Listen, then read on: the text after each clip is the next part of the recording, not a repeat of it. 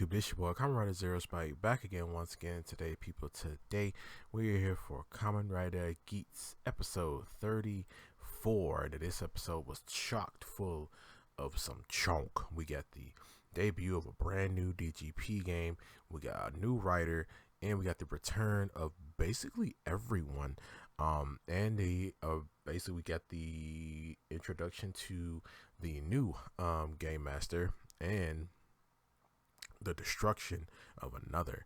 And wow, I'm actually glad that Cherub is gone. I really am. Like, yeah, he had to get up out of here. And like I said in the last episode, like I said in the last review about Cherub, yeah, he gotta go. He's a freaking sleazeball. It's freaking sleazeball, and I'm very glad that this MF is gone. But yeah, in this episode, we see that Geats has returned. Geats has returned, and he ended up, when from last week, we saw that he ended up pointing his gun at Cherub. And in this episode, we see that he points his gun at Cherub, and he basically says, he tells Buffer that, hey, I'm not here for you. You know, I'm not here to, you know, I'm not trying to destroy the GGP, but I gotta take you out. Like, I gotta destroy the DGP. You know, they gotta be out. Like, they're out of here. I gotta get rid of DGP. We see that Cherub starts going off at him about like, your mother did this, and then like she granted so many wishes for people and stuff. He said, yeah, she did, but you all forced her to do that, and my mom is not gonna suffer anymore because of you guys. And Cherub is like, so what? I don't care. Like you're off in this bygone era, yada yada yada. He's like, we don't care. Like, you're just a lowly player, things like that. And then that's when Geats starts fighting Cherub. He ends up defeating Cherub, but just when he gets ready to deal the final blow, we see that Buffer grabs Cherub by the head, and Buffer is the one that ends up destroying Cherub. And he tells him that, yeah, like he said, this guy's my prey, things like that. So after he destroys him, he asks Geats that, how did you get back to this world? And Geats is like, I don't know. I don't know how I got back here. So that's when the new evil, dark, ethereal being, Suel, I think his name is, the new game master, he appears, and he basically ends up teleporting both of them away, and actually starting the new game, which is called the Desire Royale. Basically a battle royale based game where someone has to, whoever lasts the longest will be the winner. And we got Kamen. We basically have writers fighting other writers. And in this game, if you are defeated in this game, you can never become a Kamen Rider ever again. So we have this big battle royale thing that we got going on in this new game. We see that all these different people are given the desire drivers. We see that Daichi is given one. He is getting his memories back. We see that Geats and Buffer get put in it. Neon also joins the fray as well. Neon has she has decided to come back into the game after talking with Kyun. We see that Kekera, after the defeat of Cherub, we see that Kekera actually comes up and grabs the vision driver left behind by Cherub, and like how he said in the last episode, he is going to get Kawa back in his own way. So we see that Sarah, Kawa's sister, is still kind of dealing with the whole thing of her brother not being around and stuff like that. They can't find him and things. So we see that Kekera makes a visit to Sarah, actually trying to get her to join the DGP because KY isn't there. But behind the scenes, we did see that Kekera ended up talking with Betaba, and he ended up getting Betaba to help him revive Kawa. So he basically made a deal with Sarah, asking her to join the DGP. If you join the DGP and fight for me, then I will bring back Kawa. And we see that she agrees to this. Kawa is also brought back to life, but Kawa does not remember anything. He does not remember anything. He classically does not remember anything that's been going on and stuff like that. So Kawa's back, but we see that she has to keep a secret. She has to keep the secret that she's a common writer and stuff, and also the Kiketa's frog statue thing around, like it's in their house now, and basically she has kept a deal with Kiketa to become a common writer and also be able to keep Keiwa safe. But we did see that um, it, Geats is talking with Sumari, and they're talking about how he ended up coming back to this world. She doesn't know, he doesn't know. But he basically says that maybe it's because maybe my sister. He keeps calling her his sister and things like that. She's like, "I'm not your sister," stuff. And she asks him. Well, he asks her, "Did you make a wish or things like that to bring me back?" And she's like, "I don't have that kind of power. I'm just a navigator." And he's like, "I don't think you are. Maybe I don't think you are. I feel like with the desire that you have for me to come out and help, I think that's what brought me back. That's what I'm thinking, or a lot of people are actually thinking." But she asks Geats what his new wish is going to be, and he wants his mom. He wants his mom freed and happy. That's all he really wants.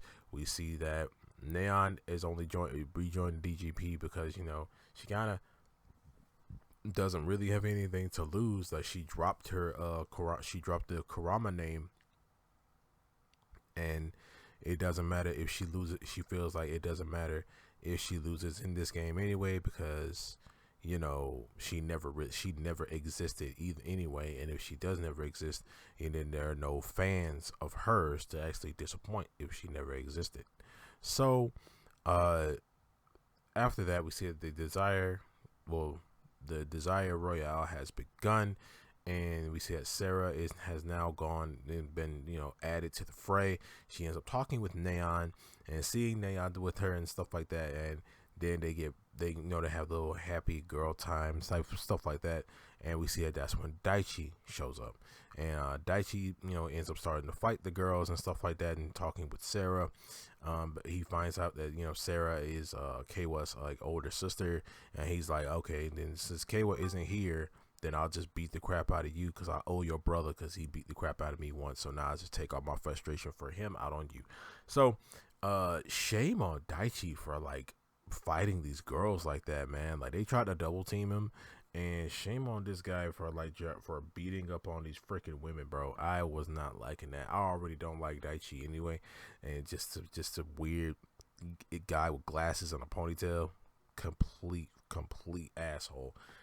And yeah, so while he's beating the crap out of the girls, that's when we see Kay was at home, and that's when Kikera starts speaking to him, and Kikera speaking to him, and he shows him the fight that his sister is in. While his sister's in that fight, she's getting her butt kicked by Daichi, her and Neon, and that's when he ends up giving Daichi his driver back and his ninja buckle back.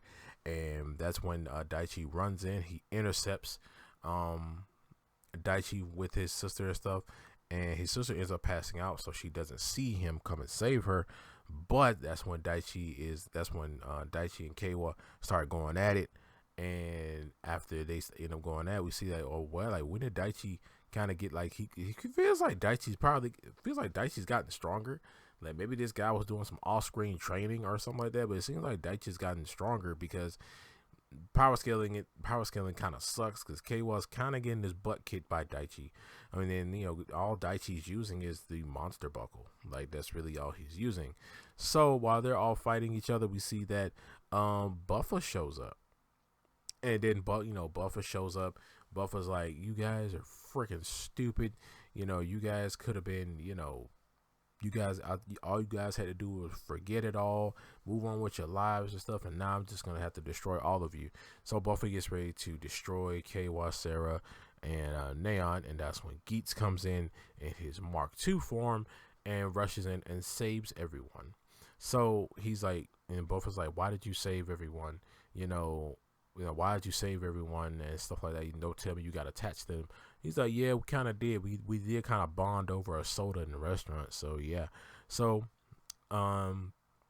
That's when Buffer does get ready to fight Geats, and then that's when Geats uses his speed to basically get everybody away. Since Buffer's like really hacked right now, like Buffer's like sort of invincible. Like you really can't hurt Buffer. Like we saw that in the last episode, you really can't hurt Buffer right now. So it kind of will be a waste of time like fighting him. He's right now he's technically the strongest rider. He's like technically like the strongest rider. So fighting him will kind of be pointless, be a death sentence. So he ends up getting everybody out of there. And while that whole fight was happening, we see Kikera and sitting with Betaba in Keiwa and in Sarah's house talking about this. And we see Kikera just basically just did this for his own little freakish entertainment, little wart face mother. But anyway, episode basically ends with Keiwa being pissed off at Ace after finding out what Ace's wish is. And Ace is like, don't tell me you guys are siding with the DGP, because Keiwa still kind of wants to save all the deceased people who have died in the DGP and wants to bring all of them back. But then Neon is like, she has other things. She still has a bunch of things that she wants to do. And yeah, we see that Keiwa is also like, the goddess of creation will pay for all the sins she's committed. And we see that Ace is like, my mother has done no wrong and I'm going to prove it. And yeah, so now we kind of start, the episode basically ends off right there, but now we're actually starting to build up Keiwa some more. He has like a lot of anger and vengeance kind of thing right now. And he is sort of building Keiwa up to be more of a rival character to Ace, with different ideologies other than a friend to Ace. But yeah, and also Kikera, I didn't think Kikera would actually stoop this friggin' low just to go team up with Betaba, the most pure evil person in this whole series right now. And yeah, I didn't think he would go to these extreme measures just to bring Keiwa back, and also just to for his own entertainment, bring back Keiwa. That's basically like his first and only thought right there was, I'm gonna bring him back just for my own entertainment, and I'm gonna use his sister as a crutch to get him out here, or get him to fight longer, or get him to not die, like how he did last time. So, but yeah, guys, we see that Suel is basically like, yeah, let's let the whole desire, royale begin, and things like that. So I wonder, I feel like Suel is Niram.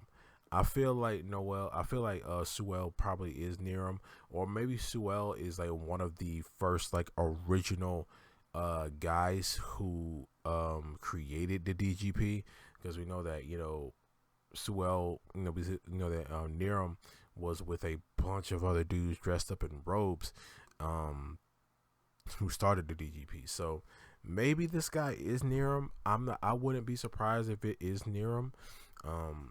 But he seems like he has like omnipotent like powers and things like that. 'Cause when he appeared before them the first time, like, he was invisible. Like, his body was invisible, his arms were invisible. It was just like these hands with black gloves on, like, clapping. So we see that we know right here and now that Suel is going to be a big problem. He's gonna be a big old problem for you boys out here. So yeah. But yeah, you guys let me know, like, what do you guys think about this episode? Like, what do you guys think about Kikera's actions? Do you what do you think about his actions? Do you think he has some type of ulterior motive or things like that, to why he's working with Betaba now? And I mean, I guess it kind of makes sense he's working with Betaba, because all the admins are basically just supposed to be neutral, because since they are from a way distant future, I feel like maybe they're just maybe it's just working together because, like, they just want to be entertained, they just want to watch stuff. So next best thing, I'm just gonna team up with this other chick who has the other vision driver, and we're gonna bring Cable back just for solely entertainment purposes, which is weird. But You guys let me know down in the comment section below what you guys think of this episode of Kamen Rider Geats. Make sure to like, share, subscribe, hit that notification bell. Remember, I always say, stay henshined.